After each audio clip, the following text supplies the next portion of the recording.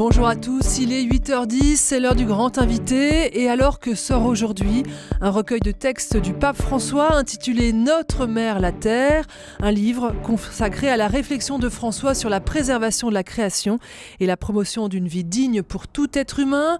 Alors qu'au Vatican, le synode sur l'Amazonie, voulu par le pape François, entre dans la dernière ligne droite avant sa conclusion, notre grande invitée est ce matin une économiste qui travaille plus particulièrement sur les liens entre économie et théologie, sur les notions de bien commun, de développement durable et d'économie sociale et solidaire. Elena Lassida, bonjour. Bonjour. Vous êtes enseignante à l'Institut catholique de Paris, vous êtes chargée de mission écologie et société auprès de la Conférence des évêques de France. Et puis, les auditeurs vont l'entendre avec votre accent, vous êtes originaire de l'Uruguay. Alors, ce matin avec vous, nous allons bien sûr évoquer ce nouveau livre du pape, et plus particulièrement ce texte inédit qui termine le volume. Mais d'abord, on va parler de ce qui est en train de se jouer à Rome. Alors, j'ai dit, comme latino-américaine, est-ce que vous vous sentez plus particulièrement concernée par ce synode sur l'Amazonie ? Oui, je pense que oui, le synode de l'Amazonie c'est un enjeu universel pour toute l'Église universelle, mais aussi, je pense, pour le monde. Mais également, en tant que latino-américaine, je pense, évidemment, je me sens particulièrement concernée, même si l'Amazonie est loin de mon pays d'origine.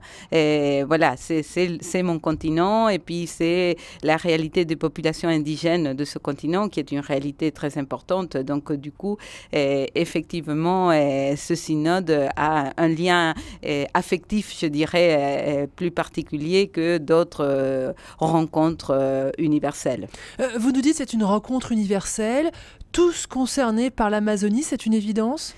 Alors, je pense que oui, que justement l'Amazonie, pendant l'été, on a entendu cette catastrophe des incendies de l'Amazonie. Aujourd'hui, c'est un enjeu pour toute la planète. On a parlé de l'Amazonie, on continue à parler comme du poumon de la planète. Donc, évidemment, on voit à quel point cette réalité naturelle est aujourd'hui une condition de vie pour toute la planète. Donc, l'Amazonie, c'est aujourd'hui un enjeu planétaire.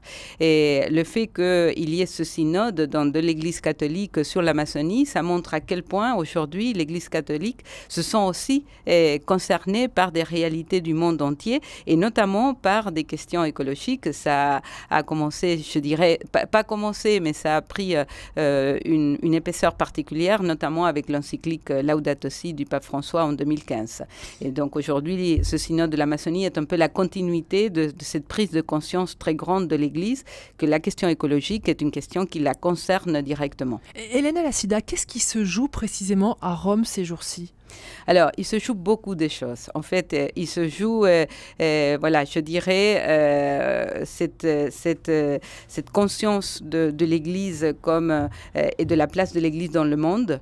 Et c'est en lien avec justement cette idée que le monde n'est pas uniquement la communauté humaine, mais que c'est toute la création et toutes les créatures. Et donc, ça se joue ce lien entre spiritualité et écologie, mais ça se joue aussi quelque chose qui est pour moi de l'ordre de l'avenir de l'Église, puisque, et c'est ça qui est très intéressant dans le synode de l'Amazonie, c'est comment les questions qui concernent la réforme de l'Église, la manière de faire Église, cette manière qu'on cherche à être plus synodale, est complètement liée à la manière dont les chrétiens sont présents dans le monde et dans la planète. Donc vous voyez, tout est lié. C'était la petite phrase qui revenait souvent dans l'encyclique Laudato Si. Dans le synode de l'Amazonie, ça prend une force particulière, parce qu'on voit que l'avenir de l'Église, l'avenir de la planète, l'avenir de l'humanité sont complètement reliés. Là, on est dans les derniers jours du synode. Pour le moment, pour vous, cette rencontre a tenu ses promesses ? Alors, vous savez, c'est difficile de dire, puisque on a des informations un peu ponctuelles qui arrivent. On attend maintenant le texte synodal final, mais il y a déjà beaucoup d'informations que pour moi disent que je pense que cette attente très forte qu'il y avait par rapport au synode est en train de se réaliser. Je vous donne un exemple, voilà, et c'est une des dernières nouvelles qu'on a eues, et c'est ce qu'on a appelé le pacte des catacombes. C'est en fait un pacte qui a été célébré dans les catacombes à Rome. Vous savez, ces lieux où vivaient les premières communautés chrétiennes quand ils étaient persécutés quitté et il se cachait voilà, dans les catacombes. Et ce pacte des catacombes a eu lieu il y a 50 ans dans le cadre du Concile Vatican II.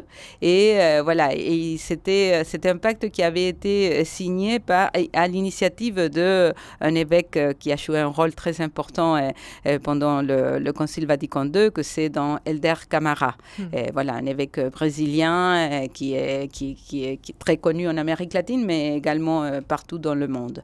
Et ce pacte de catacombes, à l'époque, c'était un pacte qui proposait un changement de style de vie et de style pastoral. Et aujourd'hui, ils ont célébré à nouveau ce pacte des catacombes. Ils l'ont renouvelé, donc il y a un renouvellement de ce pacte. Et c'est très intéressant parce que quand on lit le texte de ce pacte, on voit le lien à nouveau entre l'engagement à l'égard de la nature, l'engagement à l'égard des plus pauvres et l'engagement de faire une église plus synodale donc à l'égard de l'église.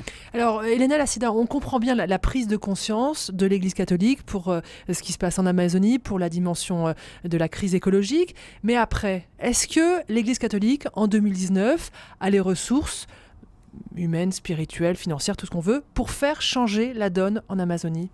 Alors, je pense que, et ça c'est très important, et je pense aujourd'hui dans la question écologique, c'est qu'aucun acteur peut se suffire à lui seul pour faire ce changement.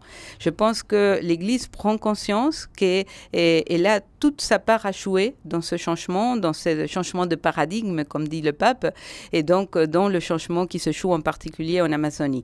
Mais il ne peut pas le faire toute seule, sauf qu'on ne peut pas le faire sans elle.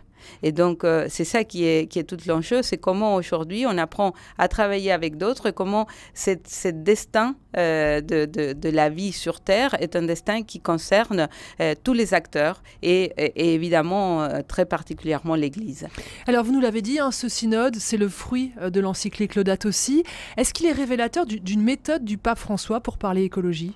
Alors, je pense que oui, parce que justement le pape insiste beaucoup sur cette question de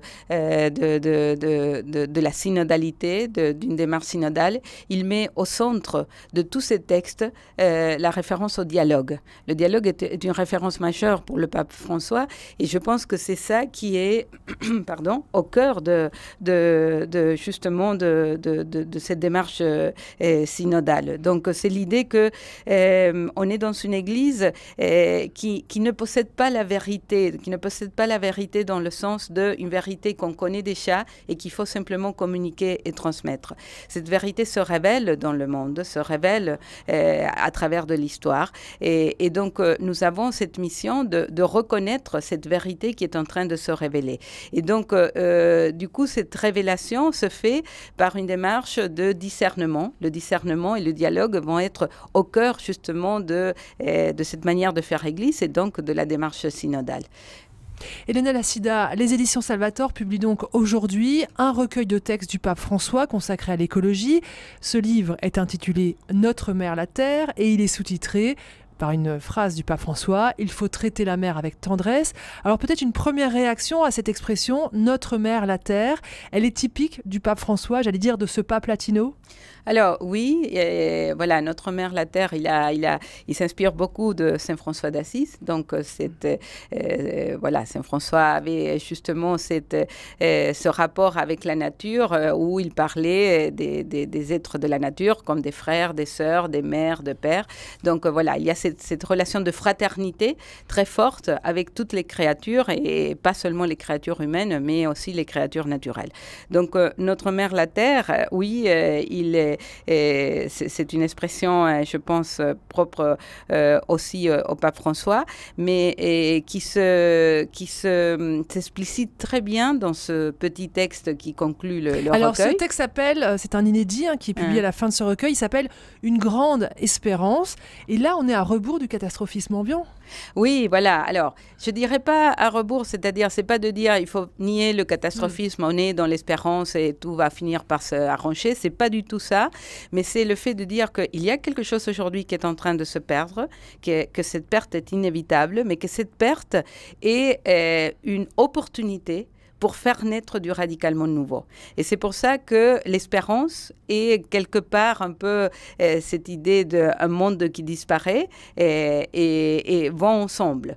Donc le pape le dit fortement dans ce texte, de la même manière qu'il avait dit déjà dans Laudato Si, et il y a quelque chose qui est en train de disparaître, qui se perd et qui va être très douloureux, mais cette douleur est comme les douleurs d'enfantement. C'est aussi Saint Paul dans l'Épître aux Romains qui le dit, quand il dit la création en douleur d'enfantement, il dit aujourd'hui on est dans cette même réalité, une terre et une humanité qui est en grande souffrance, mais cette souffrance est promesse d'une vie nouvelle. Et donc c'est pour ça que je pense que le pape a voulu, dans ce petit texte, mettre l'accent sur cette nouveauté, cette promesse qui est devant nous.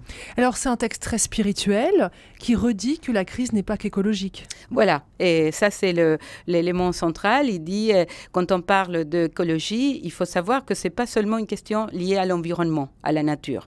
L'écologie est aujourd'hui quelque chose qui concerne toute la vie, toute notre vie, toutes les créatures, donc évidemment les créatures naturelles, mais également les créatures humaines. Et donc l'écologie, c'est une manière nouvelle de penser la vie sur Terre. Et donc, voilà, c'est vrai, le pape fait un lien très étroit entre la dimension spirituelle de la vie et la dimension matérielle. Et donc, il dit aujourd'hui, dans notre rapport à la nature, il se joue quelque chose de notre rapport à Dieu. Et c'est pour ça que le spirituel devient complètement lié à des choses très concrètes et matérielles, notre manière de consommer, notre manière de nous déplacer, notre manière de construire nos maisons ou nos villes. Et là, il se joue aussi quelque chose de spirituel. Parce que quelque chose que je trouve très beau qu'il dit le pape dans ce texte, c'est, il dit, chaque créature, chaque objet qu'il y a aujourd'hui dans la création a une empreinte de Dieu, c'est-à-dire à une trace. Texte, oui. Ouais, Et je trouve que c'est très beau parce que c'est pas simplement symbolique. Il dit, voilà, dans chaque créature, il y a quelque chose de Dieu. Donc, avec chacun de ces objets, il faut établir non seulement une relation instrumentale. Aujourd'hui, avec toute la nature, on a plutôt une relation, même si on la respecte, elle nous sert à vivre, elle nous sert à survivre, elle nous sert à nous nourrir, à nous loger, à nous protéger. On a ce rapport qui est avant tout instrumental. Et je pense que le pape nous invite là à dire, avec toutes ces créatures, il faut une relation qui n'est pas instrumentale, mais qui est avant tout une relation de communion. Et ce mot de communion apparaît on va peut-être y revenir, mais ce texte, c'est un appel à la conversion, et cette conversion, elle passe d'abord par un nécessaire repentir. Le mot est fort et il revient plusieurs fois. Oui, voilà, il dit, parce que justement, il faut sortir de cette relation instrumentale, il dit, il part d'une culture de la possession. Et donc, il dit, toute notre culture aujourd'hui est centrée sur l'idée qu'il faut posséder, il faut accumuler, il faut posséder des choses, mais il faut posséder aussi, il dit, du pouvoir, il faut posséder du succès. Donc, il faut s'approprier des choses. Et il dit, voilà, et cette culture de la possession a conduit à la mort, a conduit justement à la destruction de la planète et à la destruction des relations humaines. Et donc, il faut commencer par prendre conscience et se repentir, justement, demander pardon, parce que cette culture de la possession nous a conduit à des relations mortifères avec toutes les autres créatures. Donc, premier point, c'est cette capacité à dire, voilà, il faut demander pardon. Et il dit, il faut demander pardon aux pauvres et il faut demander pardon à la terre parce qu'on l'a maltraité.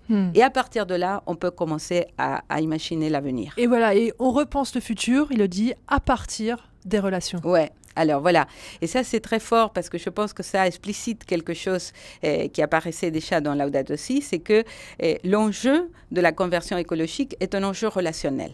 C'est-à-dire, ce n'est pas simplement un enjeu technologique, il faut remplacer les énergies fossiles par des énergies renouvelables, tout ça il faut le faire. Il faut être plus sobre, il faut trier les déchets, voilà, toutes ces choses-là il faut les faire, mais il dit l'essentiel de la conversion n'est pas là. L'essentiel c'est dans le type de relation que nous établissons avec les autres êtres humains, mais également avec toutes les créatures de la nature, de la création. Donc c'est un enjeu relationnel. Finalement, Elena Lassida, ce texte, qu'est-ce qu'il nous dit en filigrane du pape François? Est-ce qu'on peut dire que c'est un écologiste? Et quel écologiste est-il, si jamais il est un? Alors, je dirais c'est un écologiste intégral, puisque je reprends là cette notion d'écologie intégrale qui était très forte dans Laudato Si. Intégral intégral dans le sens de quelqu'un qui voit l'écologie justement non pas uniquement comme un problème environnemental, mais l'écologie comme une nouvelle manière de penser la vie sur Terre. Et il dit, il parle dans ce texte nouveau qui sort du monde comme un sacrement de communion. Alors c'est vrai, ça a une dimension un petit peu spirituelle, cette idée de sacrement de communion, mais il dit justement le monde est aujourd'hui un lieu, un espace dans lequel nous avons l'occasion, l'opportunité pour vivre cette communion avec Dieu et avec toutes les autres créatures. Et il dit l'avenir de la création dépend de notre capacité de rentrer en communion avec toutes les autres créatures. Donc voilà, c'est un écologiste intégral, c'est un écologiste de la communion, c'est un écologiste de l'alliance. Voilà, ce qu'il dit, c'est ce qu'il faut, la conversion principale à faire, c'est arriver à transformer ces relations qui sont des relations utilitaires avec les autres et avec la nature, en relation de communion, en relation de partage, en relation de collaboration, en relation de vie en commun. Merci beaucoup, Elena Lassida, d'avoir été notre grande invitée. Je rappelle ce livre du pape François, il sort aujourd'hui en librairie, il est publié par les éditions Salvateur. Et puis je rappelle aussi votre livre, ça s'appelait « Le goût de l'autre, la crise, une chance pour réinventer le lien ». On n'est pas très loin de ce qu'on vient de dire. Et c'était publié chez Albin Michel. Oui, merci. Merci beaucoup.